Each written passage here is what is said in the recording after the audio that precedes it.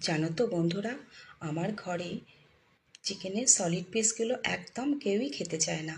এই জন্য আমি হয় চিলি চিকেন, হানি চিকেন করে থাকি। কিন্তু আজ আমি করেছিলাম চিকেন কিমা কারি। এটা কিন্তু রুটি বা পরোটার সঙ্গে খেতে খুবই টেস্টি হয়। প্রথমে আমি চিকেনের পিসগুলো মিক্সির মধ্যে নিয়ে কিমা করে নিয়েছিলাম। তোমরা ইচ্ছে করলে ছুরি দিয়েও করতে পারো। এরপর কড়াইয়ের মধ্যে সর্ষের তেল দিয়ে তেলের মধ্যে তেজপাতা আর কিছু গোটা গরম মশলা ফোড়নে দিয়ে দিয়েছিলাম। মশলাটা একটু ভাজা করে দুটো পেঁয়াজ কুচি এর মধ্যে দিয়ে আমি ভেজে নিয়েছিলাম। এরপর আমি রসুন কুচি দিয়ে দিয়েছিলাম। স্বাদ মতো লবণ দিয়ে পেঁয়াজ আর রসুনটা আমি হালকা ভেজে নিয়েছিলাম। পেঁয়াজ আর রসুনের কাঁচা গন্ধ চলে গেলে এর মধ্যে একটা টমেটো কুচিয়ে দিয়ে দিয়েছিলাম। হালকা ভেজে নিয়েছিলাম।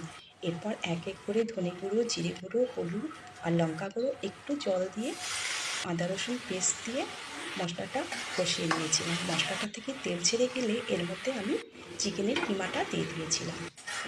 খুব ভালো করে মশলার সঙ্গে মিশিয়ে রঙের জন্য একটু কাশ্মীরি লঙ্কা গুঁড়ো দিয়ে খুব ভালো করে চিকেনটা কষিয়ে জল দিয়ে দিয়েছিলাম। কিছুক্ষণ ফুটে গেলে গরম মশলা দিয়ে দিয়েছিলাম আর নামানোর ঠিক আগে ধনেপাতা দিয়ে খুব ভালো করে মিশিয়ে নামিয়ে নিয়েছিলাম আর গরম গরম সার্ভ করেছিলাম।